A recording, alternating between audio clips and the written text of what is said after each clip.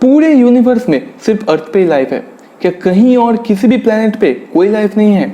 इसी क्वेश्चन और क्यूरियोसिटी की वजह से हम लोग इधर उधर भटक रहे हैं, कभी इस प्लेनेट पे तो कभी उस प्लेनेट पे, कभी सोलर सिस्टम के अंदर तो कभी बाहर भटक रहे हैं। अभी तक साइंटिस्ट को ये लग रहा था शायद मार्स पे लाइफ हो सकता है, पर इसका भी अभी तक कोई भी सॉलिड एविडेंस नहीं मिला है।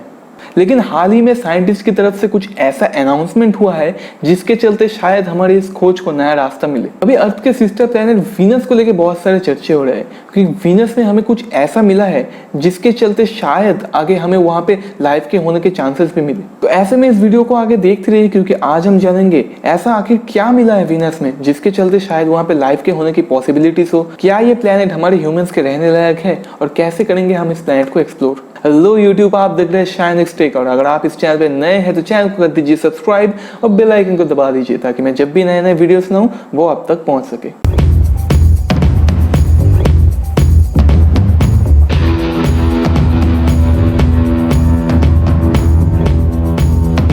हमारे सोलर सिस्टम में सबसे पहला प्लेनेट आता है मर्क्यूरी, उसके बाद आता है वीनस यानी कि शुक्र, और फिर आता है हमारा प्लेनेट अर्थ।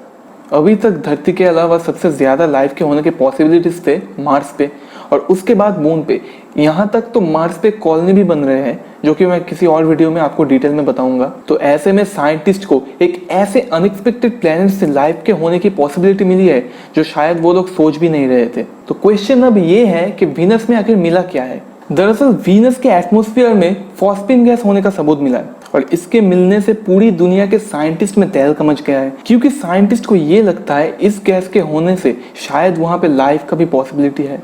तो आखिर ये फॉस्फिन गैस है क्या? फॉस्फिन गैस यानी कि PH3 ये एक फॉस्फोरस और 3 हाइड्रोजन के एटम से मिलकर बनता है। ये एक बिल्कुल ही कलरलेस गैस है और ये बहुत ही ज्यादा फ्लेमेबल है। अगर हम ह्यूमन से इसे थोड़ा सा भी इनहेल कर लेना तो ये हमारी हेल्थ के लिए बहुत ज्यादा खतरनाक हो सकता है। और इसे अगर किसी कंटेनर में बंद कर दे और उस कंटेनर को थोड़ी देर तक गर्म भी करे ना तो वो कंटेनर ब्लास्ट हो जाएगा।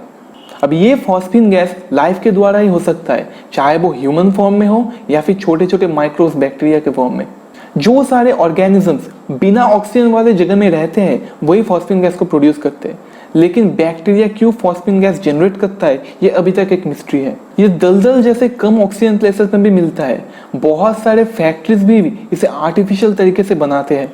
तो ऐसा कोई फैक्ट्री तो वीनस में है नहीं, या फिर कोई एलियन भी वहां पे फैक्ट्री बना के ये गैस प्रोड्यूस नहीं कर रहा है। तो फिर आखिर ये गैस प्रोड्यूस हो कैसे रहा है?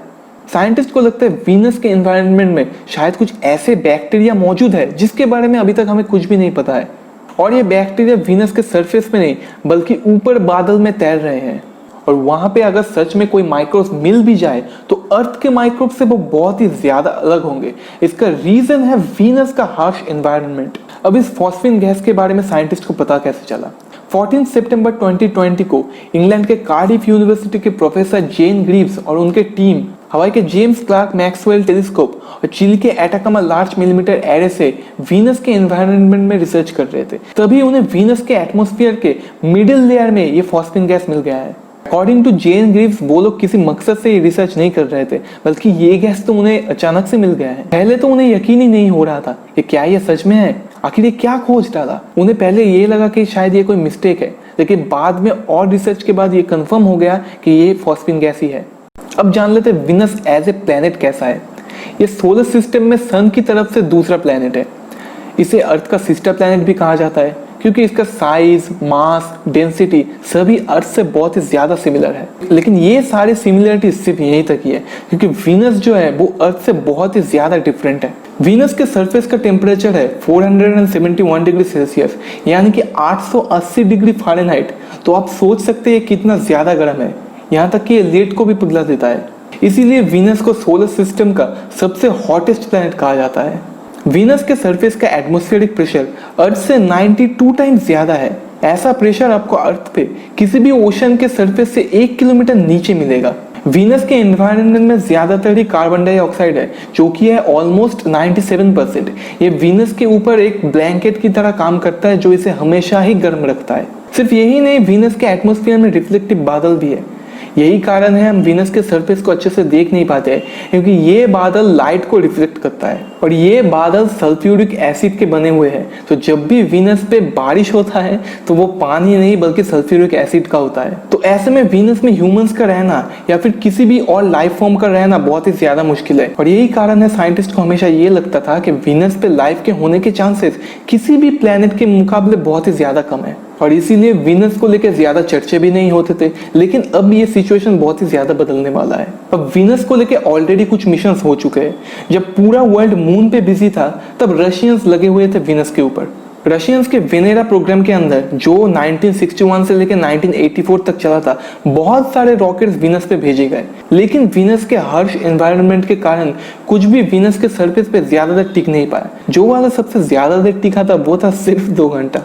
तो ऐसे में हमारा इसरो कैसे पीछे रह सकता है? इसरो भी वीनस मिशन के लिए तैयार हो रहा है। शुक्रयान 1 इसरो लॉन्च कर रहा है जो कि होगा 2025 में। अब जाहिर सी बात है, जैसे एलियंस के बारे में हम लोग कल्पना करते हैं या फिर मूवीज में देखते हैं, अगर कुछ मिल भी जाए तो वैसा तो फिलहाल मिलना बिल्कुल भी पॉसिबल नहीं है।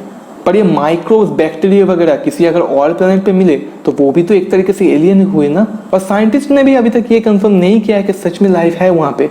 लाइफ के होने के पॉसिबिलिटीज है ये कहा गया है। तो उम्मीद करते हैं कहीं पे किसी और प्लेनेट पे कोई लाइफ मिल जाए तो हम लोग ही अकेले लाइफ के सोर्स वाले नहीं रहेंगे। अगर ये वीडियो आपको अच्छा लगा तो इसे लाइक और शेयर कर दीजिए। साथ ही साथ अगर आप चैनल पे नए हैं तो सब्सक्राइब भी कर दीजिए, क्योंकि मैं आप लोगों के लिए ऐसे इंटरेस्टिंग वीडियोस लाता रहूंगा। इस वीडियो को देखने के लिए आपका बहुत बहुत शुक्रिया। मिलता हूं मैं अगले वीडियो में, तब तक के लिए वंदे मातरम, जय भारत, थैंक यू।